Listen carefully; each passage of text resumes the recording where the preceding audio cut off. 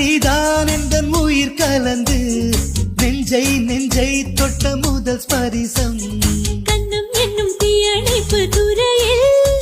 முன்முத்தம் தானே பற்றி கொண்ட முதல் தீ எழும்போது எந்தன் கையை கிடைத்த உன் வீரல் தானே நானும் தொட்ட முதல் பூ